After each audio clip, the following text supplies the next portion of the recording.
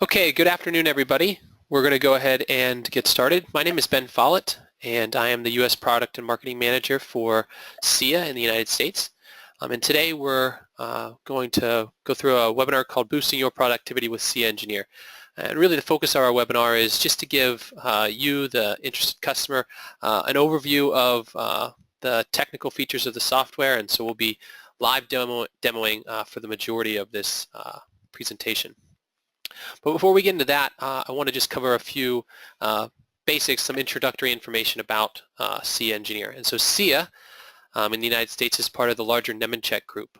And so the Nemetschek group consists of 13 or 14 different AEC brands, and so different brands that you may be familiar with in the United States market: Bluebeam, SDS2 Design Data, Graphisoft,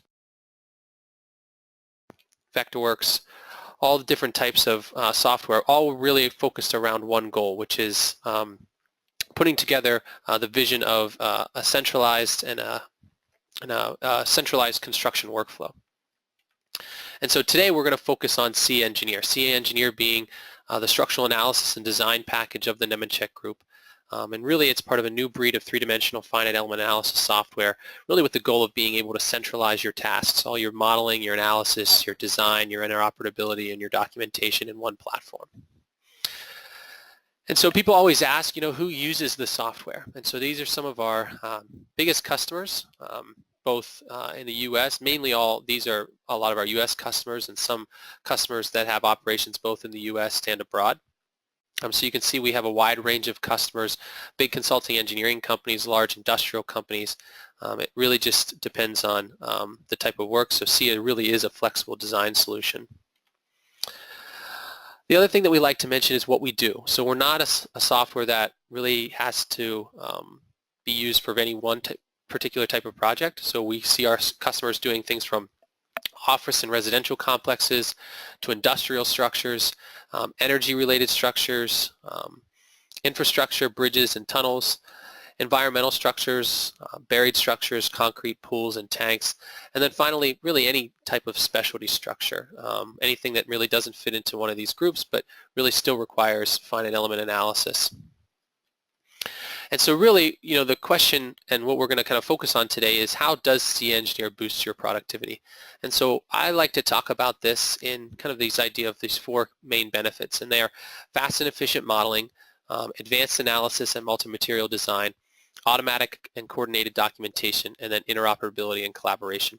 And so really the idea is that these are the main ways in which obviously SCIA can help the user, but also kind of the main features or functions of a software that engineers are required to do in order to complete an entire project. And so that's really what we want to show.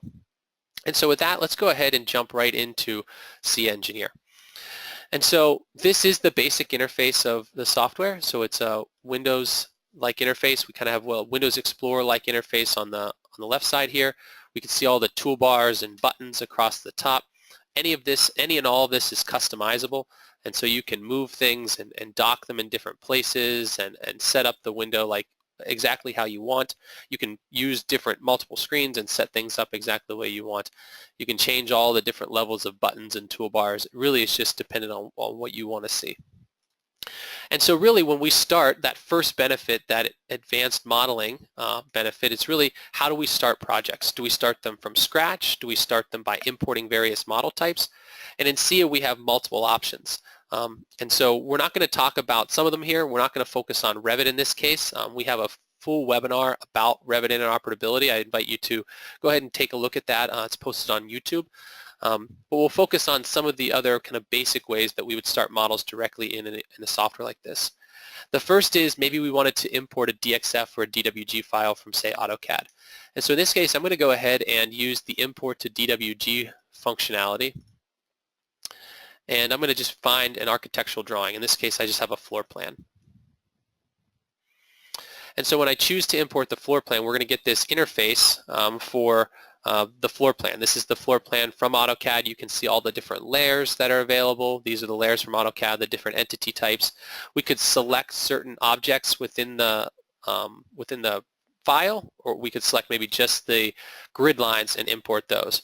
Or in this case, I'm just going to go ahead and select a scale factor, and I'm going to choose to import everything. Now when we choose to import everything, we can also set up layers in SCIA, just like we have layers in AutoCAD. And so the layers in SCIA we can put, in this case, I could put all this two-dimensional line work on a two-dimensional layer. And so if I click OK, I then have the option to just drop in this line work and then begin to use this line work to make and create my model.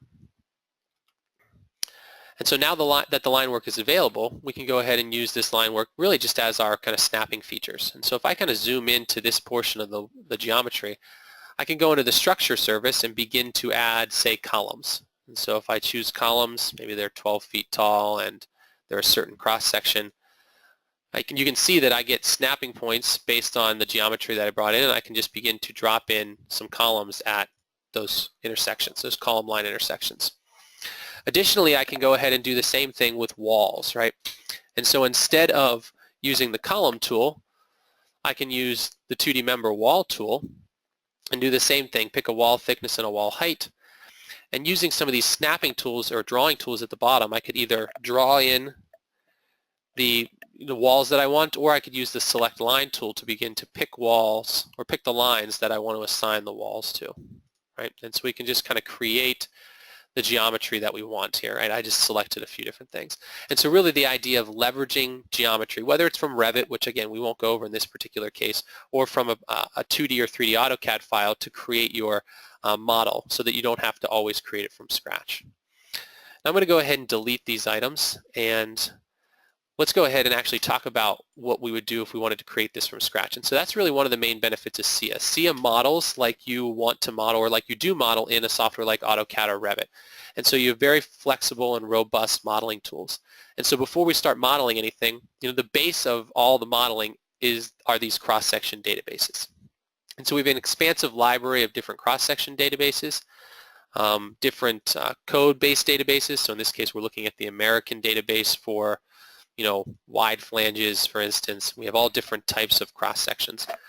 One of the most, I think, interesting and valuable is what we call the general cross-section editor. So really the ability to import or create anything that you want as far as cross-sections are concerned. And so I'm going to go ahead and click to open the general cross-section editor, and then I can begin to sketch my own cross-section. I can use polygons or polygon openings or thin-walled sections or sections from the library. Or again, I could import a DWG or DXF file to actually create something from maybe a manufacturer. So I'll choose that, and I'm going to choose to bring in this cold form cross-section.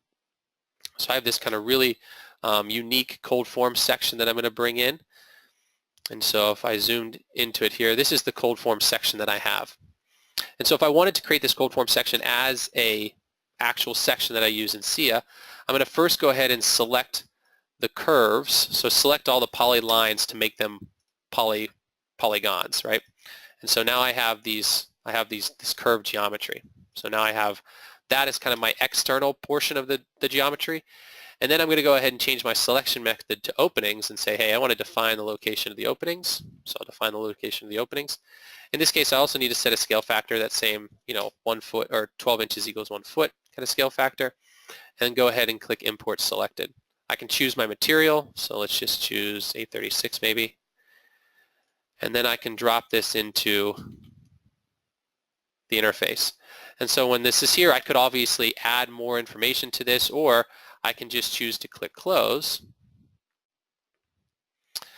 And then I have this cross-section. Now this cross-section doesn't yet have properties. I could run the finite element analysis of the cross-section, or I could just use the basic information of the cross-section, click update here, and generate those properties. So you can see these properties have now been generated. So we have the areas, the moment of inertia, the section modulus, so on and so forth. So we have this information so that now this cross-section, if I click OK, this cross-section is now a cross-section that I can use, we'll call this CFS maybe, that I can use when I model and analyze, right? Now obviously it wouldn't do design of this, but I could pull out different results from this particular cross-section. So a really nice, really robust feature that's built right into the SCIA Engineer software.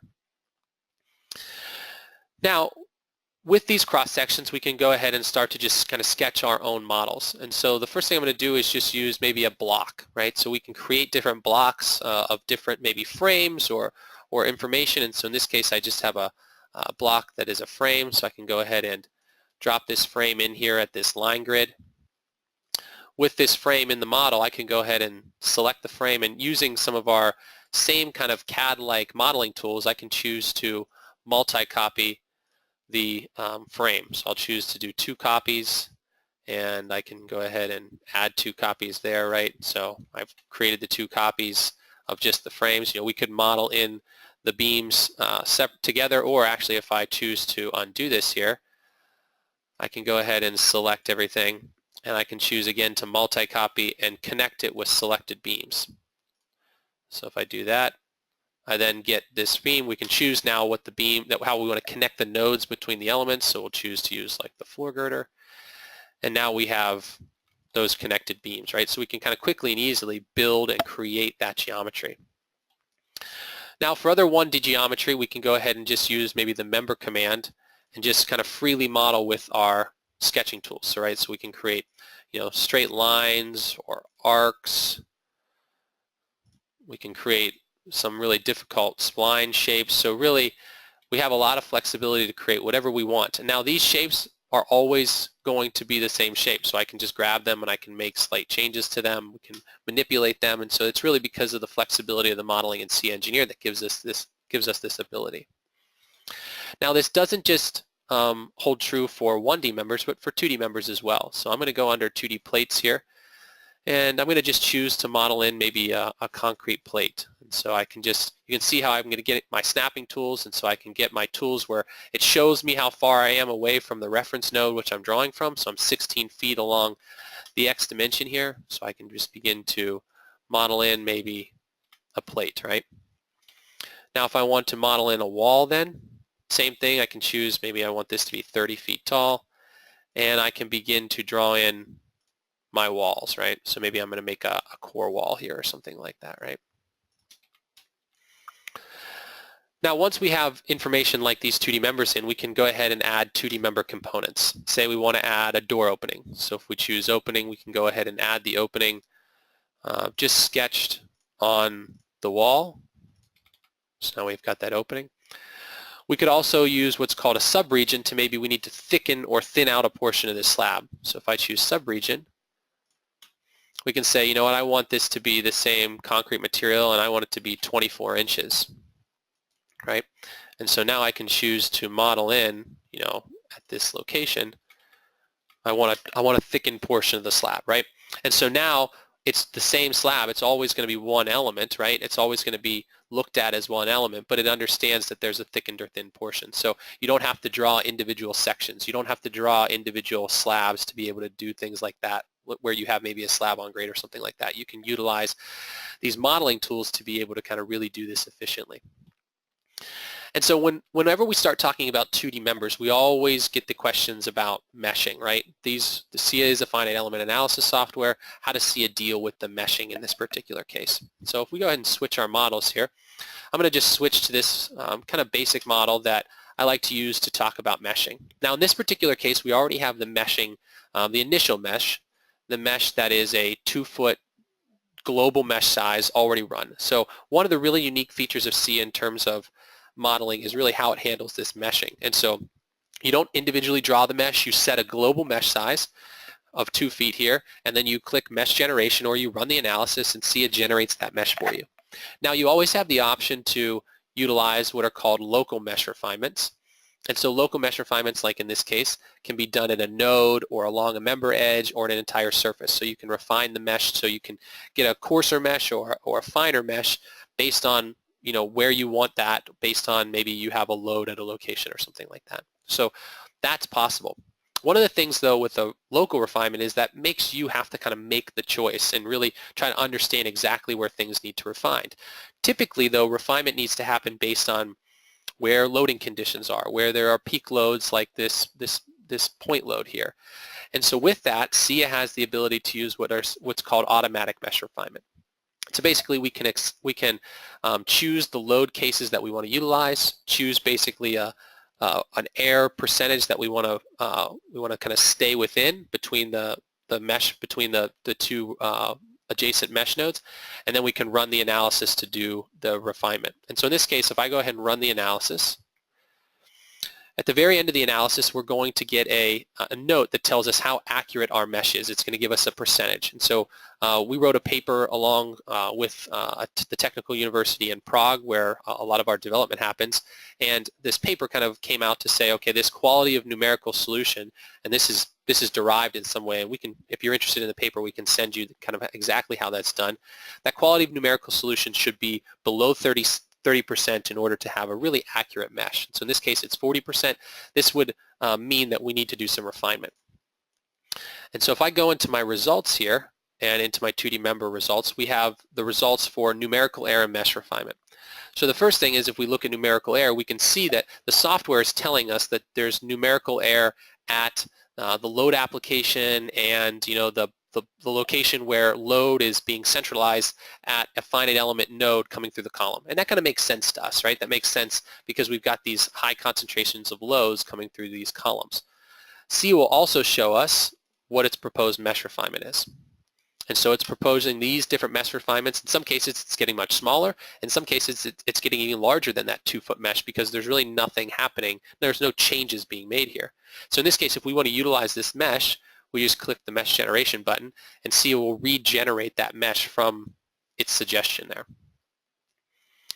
And so once it regenerates the mesh, we'll be able to see kind of that different mesh that it's going to apply to this particular structure. And so we can see we have a much finer mesh around those column locations. And now we can go ahead and rerun the analysis. And so SCIA, now using this more in-depth, more refined mesh, is going to give us results now for that error percentage that are different, right? And so the hope now is that through that refinement, it's going to be below that 30%. And so when it is below that 30%, when we do get that result, we can go ahead and actually verify that visually through that global error percentage. And so that global error percentage will kind of show that we have really no high error percentages in any of the model based on based on that refinement. So in this case, we're at that 28.81%. And so if I choose numerical error now, you can see that the vast majority of the structure is purple, which is in this case is 0 numerical error, and only right next to the columns where we have a 1/4 of a foot meshing do we have high error percentages. So in this case, we would be considered to be okay.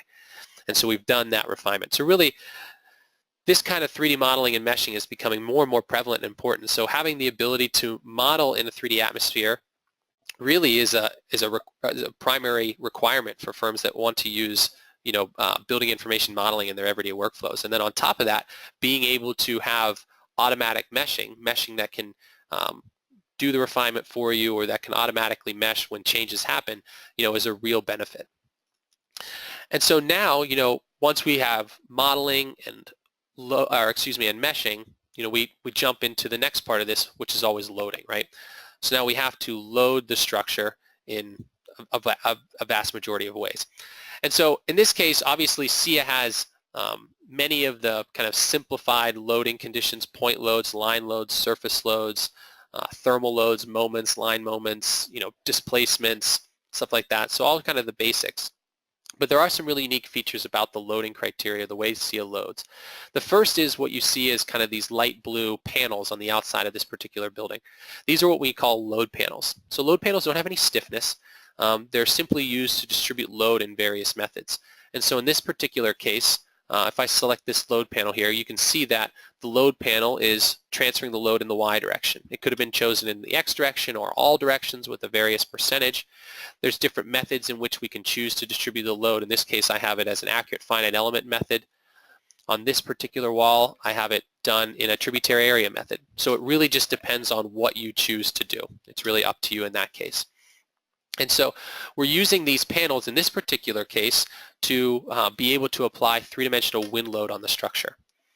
And so if I go into the project settings and into the load setup, we can see the basic load setup that we have for three-dimensional wind loading. So we can choose our code, 705 or 710. We can choose our wind speed and the different risk category factors, gust factors, whatever we need to choose here. Choose our different calculation methods, and then set up kind of the basic setup for the wind loading. Once we have the load setup created, we can go into the load service and we can go ahead and click the 3D wind load generator.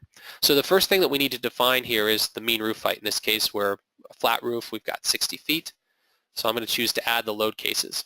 So here it knows the 4 base load cases for basically positive x, positive y, negative y. That's 0, 90, 180, 270. And with the different configurations of internal and external pressure coefficient.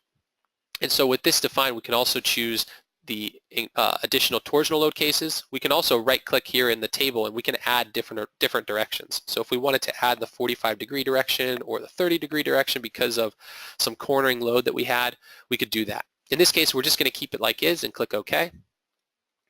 It's going to add the 16 cases, so the different directions with the reference corner 1 and reference corner 2. That's right out of the ASCE 7 code.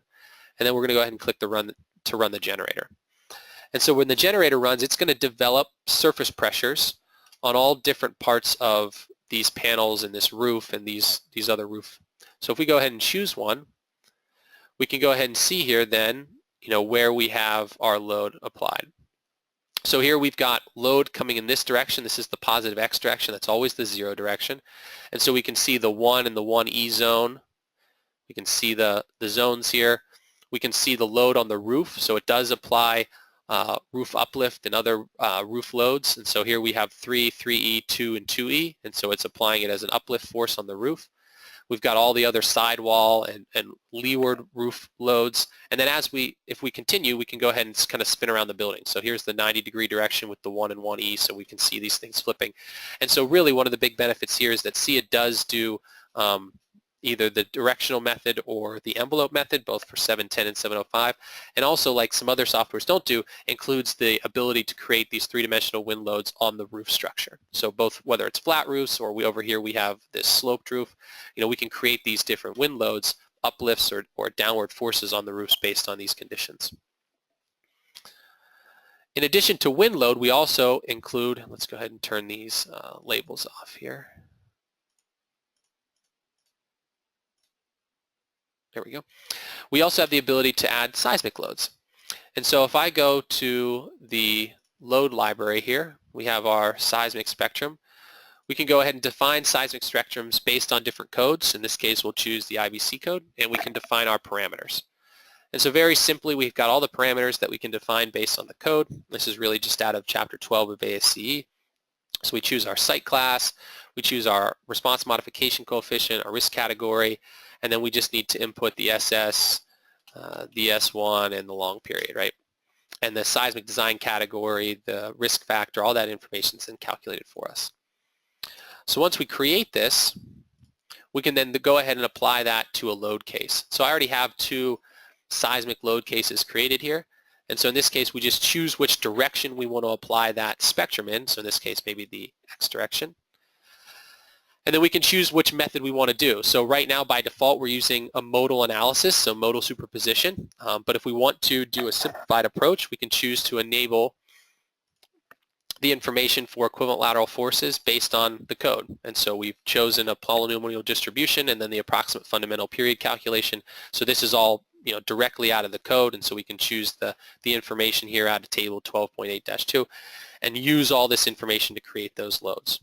And so we also have the option to kind of expand upon this and create our seismic load combinations. We won't go into depth about that, but using overstrength and redundancy and the vertical distribution coefficient, the SDS factor, all that can be done. And then obviously we can use these results or see these results as story forces and including accidental eccentricity as we see fit.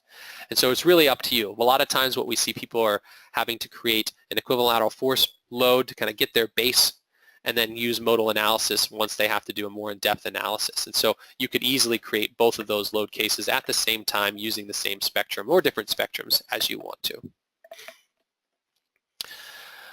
The last thing that I want to mention about loads, and just one of the really unique features of SCIA Engineer, is this ability to use what we call free surface loads. And so if you can see above the building here, I've got these little surface loads drawn on this working plane above the building. And so the idea here is that we can utilize loads that don't have to be directly applied to any one surface, and they can be used to add forces or add loads, point loads, line loads, or in this case surface loads to any part of the structure. So in this case, I'm imagining, we have some mechanical units that are going to show up on the roof and then maybe on some other floors. And so if we go ahead and select one of these loads, we can choose, whether it's a uniform distribution or it varies in the X, Y, or in both directions. And then we can choose, what loads or what surfaces these are being applied to. And so if I click Update Member Selection here, right now it's at the roof. I could also choose maybe to apply it to this floor as well. And so if I do that, then I can go ahead and generate my loads, and it gets applied, in this case, to the roof, right? Now we can choose to go ahead and change some other things if we want to apply it to a different floor or whatnot. But in this case, we can go ahead and use multiple or a single load to apply it to multiple floors. So this, again, used for mechanical rooms. Maybe you have a corridor that's going to be on floors 8 through 13 in a high rise, and you don't want to draw that load every single time. You draw it one time and you project it into the surface. This also works for complex wind loading or wind loading on surfaces that maybe are curved. You can put a wind load off in space here and then project that wind load onto some complex walls. And so that's some things that some of our customers have done with these surface loads. You can also use free surface loads to do drift loading or other maybe static blast loading. It's really up to you, but it gives you a lot of flexibility in how you can use these, since they don't have to be applied to any one surface and don't have to be applied to the entirety of a single surface. Okay, so now that we've gone through some basics about the loads, let's go ahead and look at some information about analysis and design. And so I'm going to jump to another file, same file here.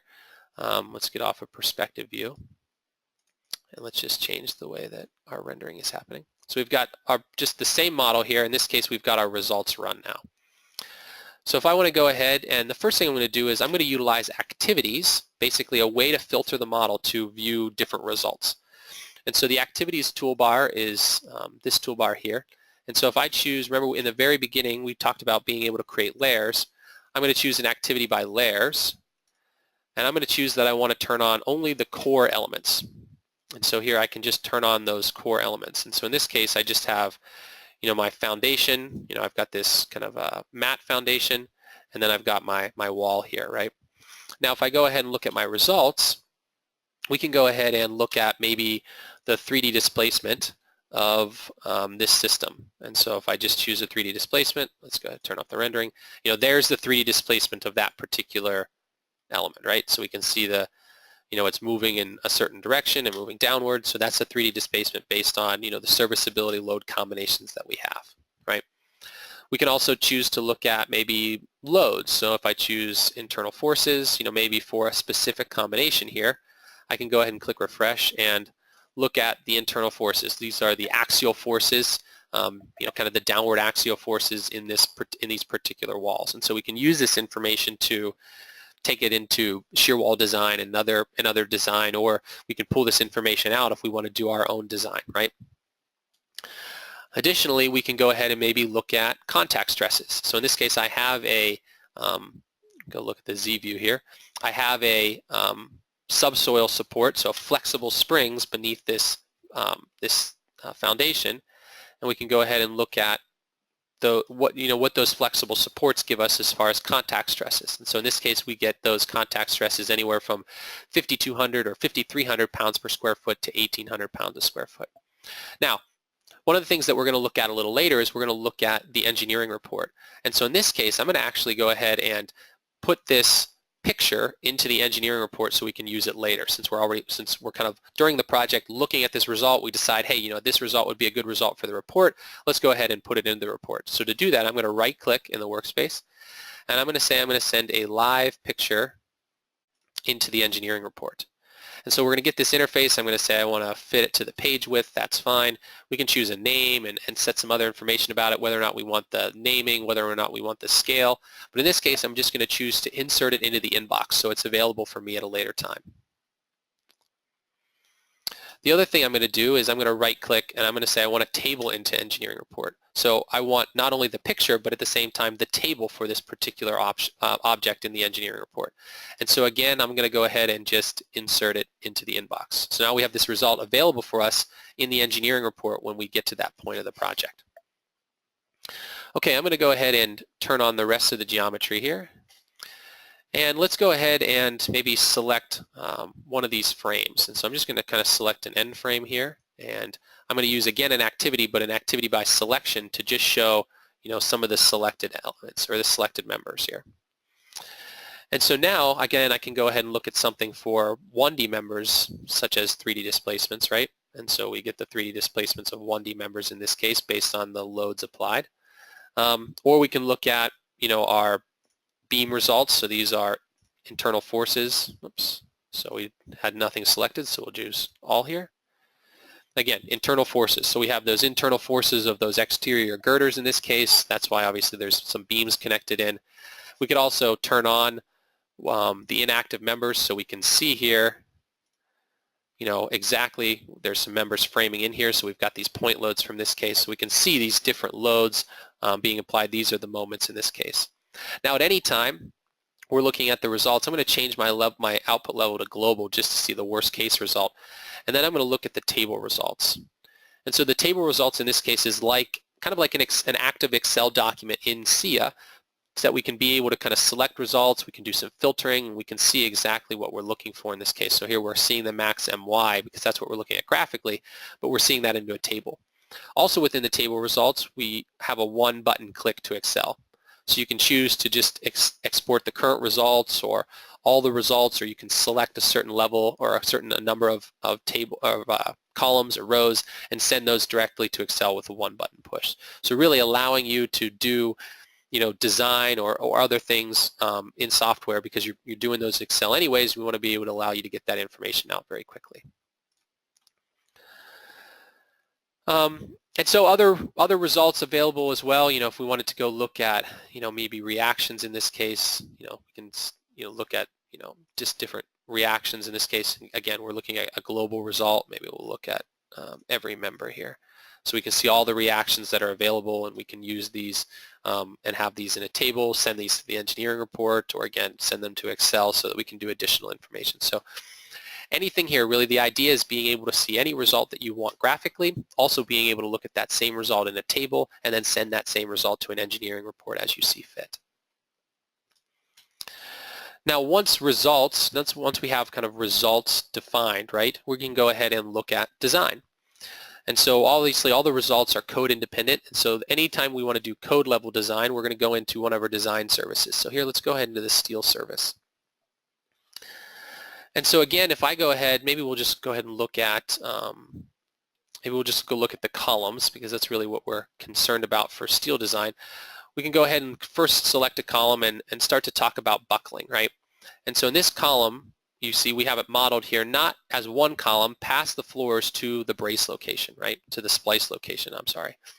And so we can go ahead and look at the buckling for this particular run of columns, so we can see it here as the global buckling setup. And so in this global buckling setup, we can see here that we've got buckling restraints in strong and weak axis at the floor, the base, the first floor. It understands that there's some discontinuity here, but there's nothing restraining it here, so it knows that there's nothing restraining it here, and then the subsequent floors. Now we could go ahead and edit this and change it. We could set our K factors for this type of member or this group of member. We could set our the way we want buckling systems. And so this would be for groups of members. So in this case, every column in this project that has this same span would be set up in this particular way through buckling data BC1. If we wanted to go look at something very specific, though, we can go ahead in the actions here and click graphical input of system length. And so again, we can see very specifically that same buckling for strong and weak axis at this column, and we can see here that we can enable or disable this buckling flag at the splice if we wanted to. Now in this case, I'm going to go ahead to run our ULS checks, and this is just our our final checks here. And so we can go ahead and run our checks. We'll choose to let's do a name selection. Let's look at all of the just look at all of the columns here. So I'm going to go ahead and just select the columns. So there's all the column elements. And then we'll go ahead and run the design based on those column elements. So we can go ahead and click OK. And it's going to run through the buckling information, it's going to pull the results, and then it's going to give us unity checks on all of these different members. And so we have the unity checks on all these different members. Now in this particular case, we haven't done any design level information yet, so we didn't do any auto designing, right? And so some cases we can see that the auto design, or things worked and we can do that, or we might need to go ahead and do an auto design. And so in this case we have the ability to do an auto design. And so if I click on auto design, we're going to switch to maybe one of these interior columns is one of the ones that we want to look at first. And so we're just looking at maybe these interior columns, which are really the ones that are overstressed here. And then we're looking at the auto design, right? And so we can choose to auto design based on height or depth of the member, based on area, based on moment of inertia. And so we could then run the auto design to search for the optimal, maybe area in this case, right? So we'll search for optimal, and then it finds something. Now, maybe you don't want to use a 14 by 53 because that's the least area. You can click set value, and we can go ahead and find, maybe we want to look at the 12 by 53 or the 10 by 54, and we can find a member that is kind of in that same ballpark to find it's the unity check that controls. And so we can run through the optimization here to do this so that we have, we have this ability. So if we choose 12 by 53, that seems to work.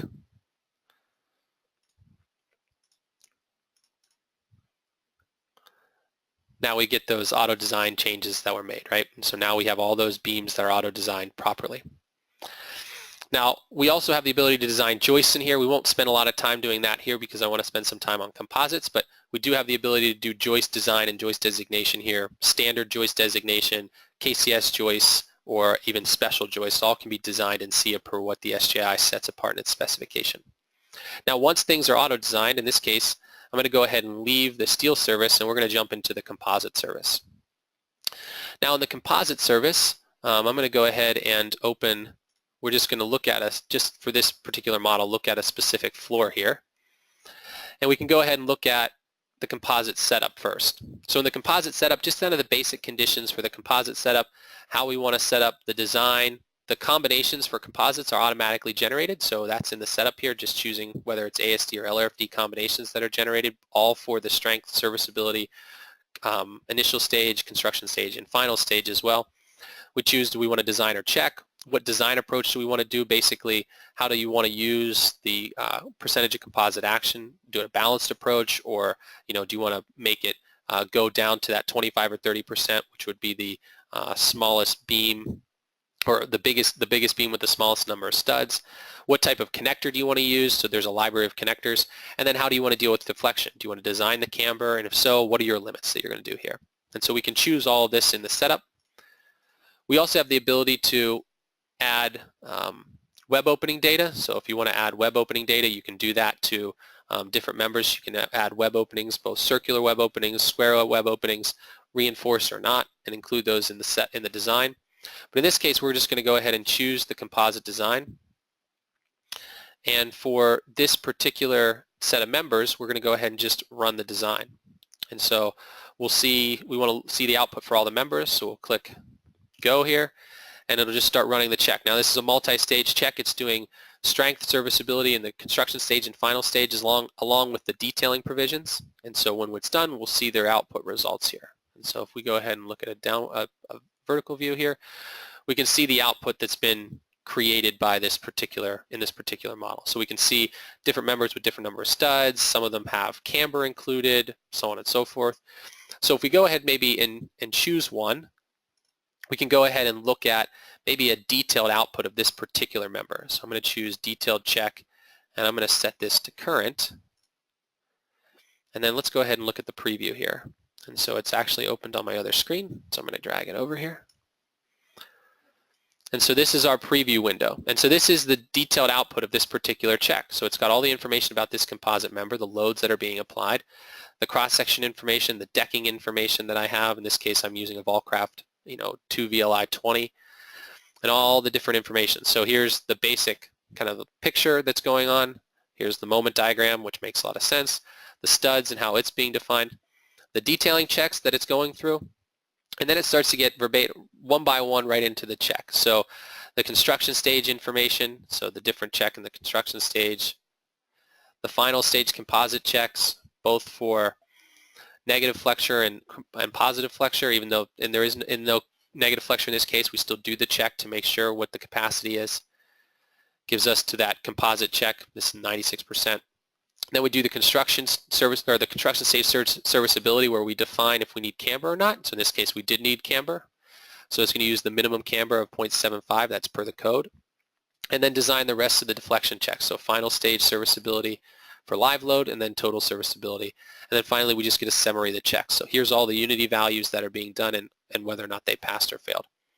And so this is an optimization, so it's doing these optimization of these members, giving us an optimization both of the member size, the studs required, and the camber that's required in this particular case.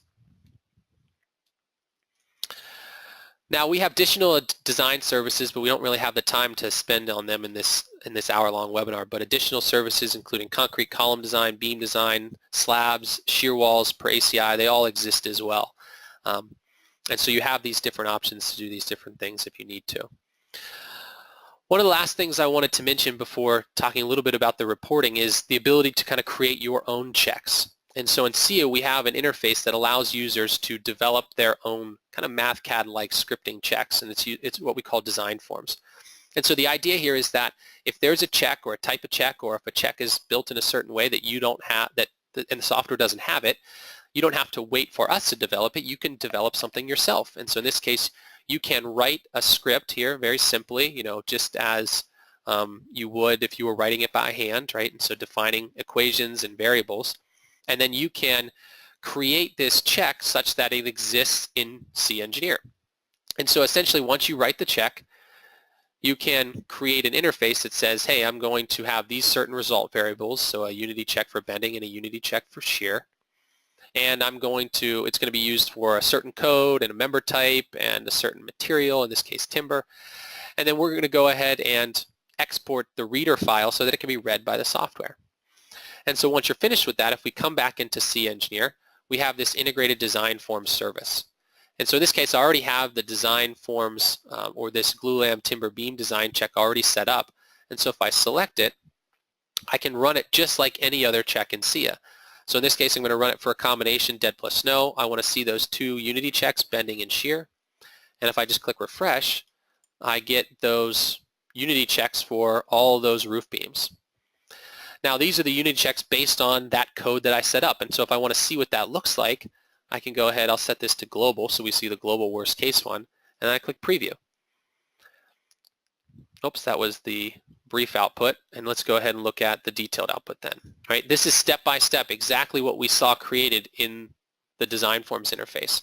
So it's all the checks, all the information, it's pulling all this information right from the SCIA model, not from the, it's just using the design form as the skeleton, but it's pulling the information, the length, the depth, the width, the area, the section modulus, all this information directly from the model to arrive at the unity check, including the loading, to arrive at this unity check for bending that it's using. So that 0.905 is that same unity check that we have there. So really you can do this for any nodal check, any 1D member, any 2D member check, and create really whatever you want. So we have a lot of people that use this to kind of expand upon or increase the functionality that exists in SCIA Engineer to make it really customizable for your particular use. Now the final thing that we want to mention or just talk about is the engineering report. If you remember a little bit ago, we sent some graphics, some tables to the engineering report based on the contact stresses. And so I'm going to go ahead and open up the engineering report. The engineering report in SCIA is actually a standalone executable. It's its own program, so you can see it's running here separately.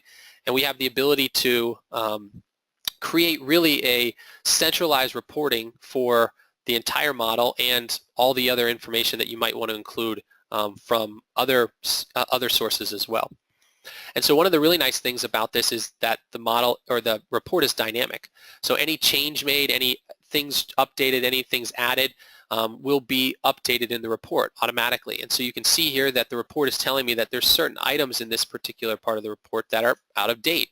And so I can go ahead and click regenerate outdated, and it's just going to go ahead and it's going to pull the most recent information from the report to check to see if, to update the output.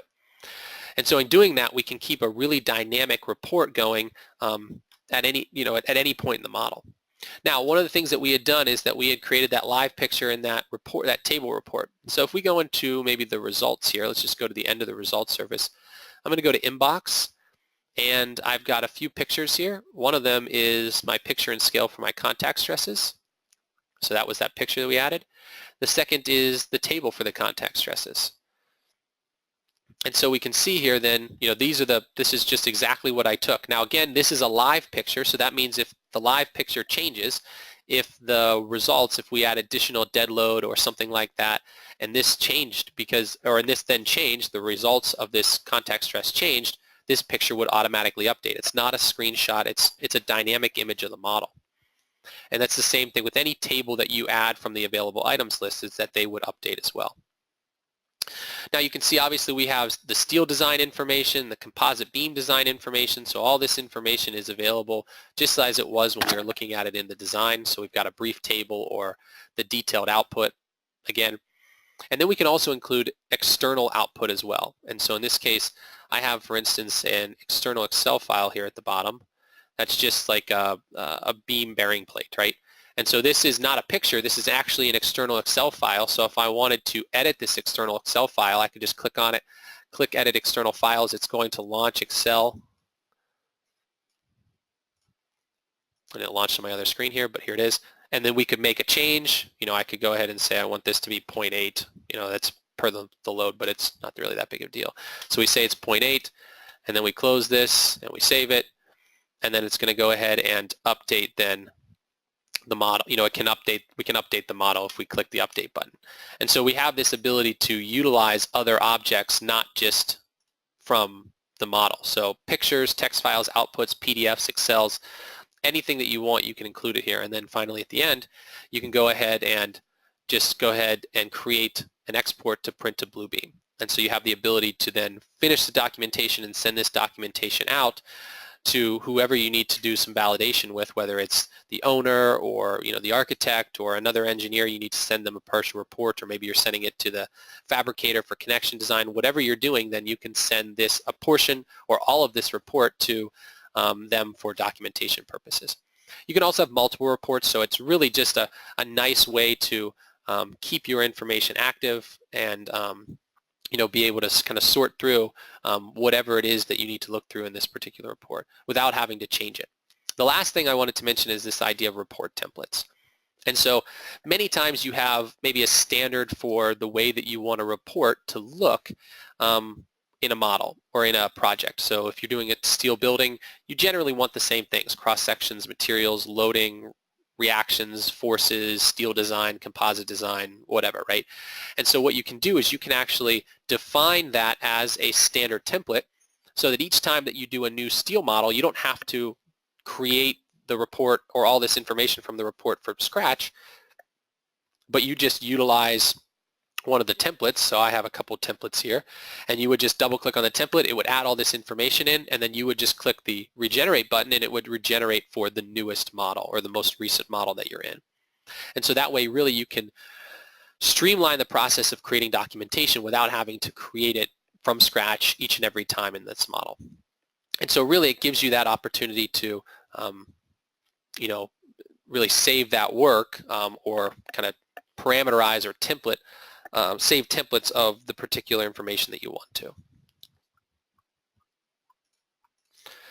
So with that, just a little recap before we go ahead and look and take some questions. Really we kind of walked through the basic kind of ways that SCIA can boost your productivity through fast and efficient modeling, whether it's physical modeling in a CAD-like environment or being able to create complex cross-sections and use them, whether it's doing advanced analysis and multi-material design. So we didn't get into a lot of the nonlinear or dynamic or stability analysis, but all that different type of analysis exists. And then we looked a little bit about steel design and composite design. We talked a little bit about joist design, and obviously there's a lot of concrete design as well that you can use.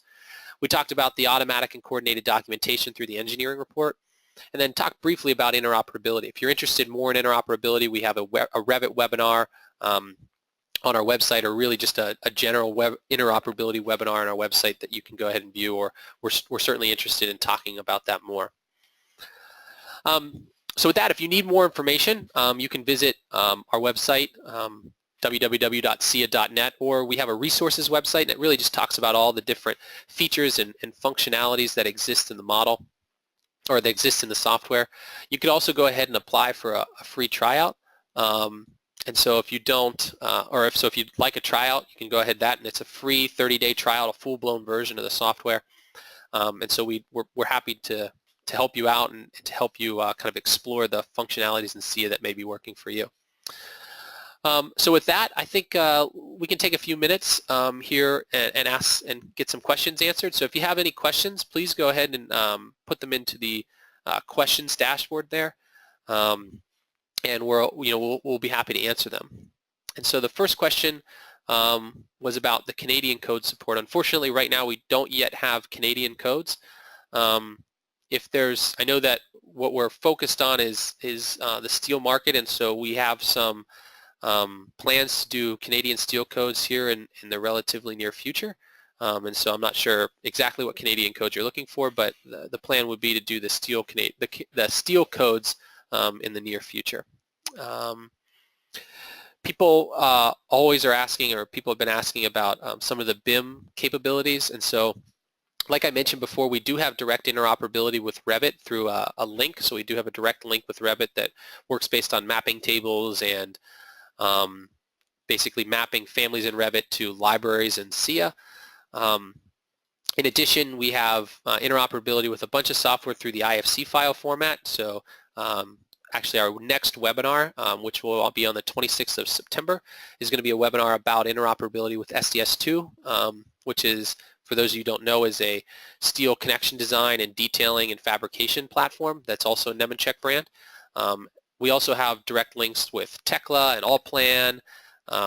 We have a link actually with eTabs for some verification purposes for projects that people ask for. So a lot of ways to exchange model information with other softwares. Let's see what else. Let's see questions here. So somebody asked a question about just the steel codes. So we do have support for the most recent AISC and AISI codes. So the 2016 versions of both codes. We also have historical versions of those two codes as well. So you can choose in the steel setup. You can choose which code you want to do use, just like you can choose which code you want to use for the creation or the generation of load cases. So you want to use basically 710 or 705 to do the load cases.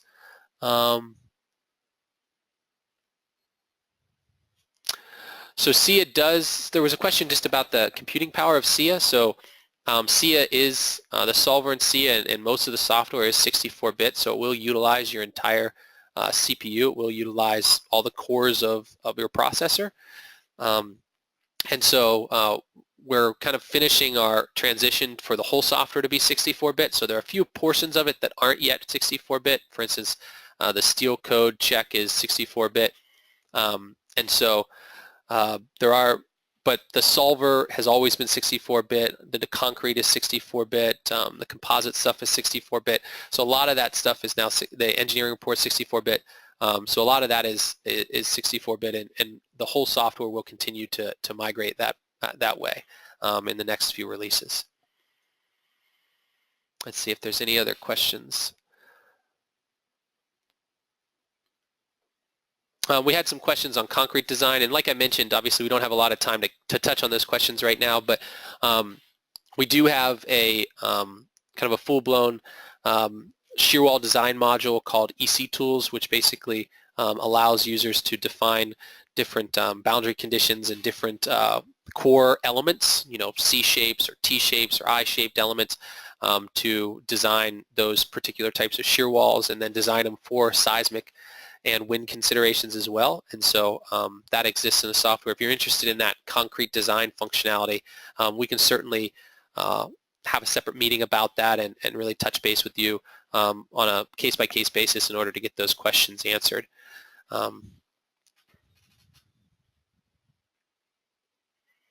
Last question was just a kind of a verification of the trial. It is a free trial. It is a free 30-day trial. I think I might have mentioned that before.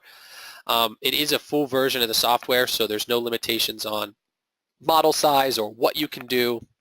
The only limitation is it has a watermark on the report. Obviously, we don't want you to produce documentation for real projects with the trial version, but it is a full 30-day version of the software. And so you can go to our website, www.scia.net/tryout, apply for the tryout. It'll actually come directly to the salespeople here in the United States, and we can approve that tryout, and we'll make sure that we follow up with you with tutorials and videos and some training information so that you can really get the most out of that tryout experience.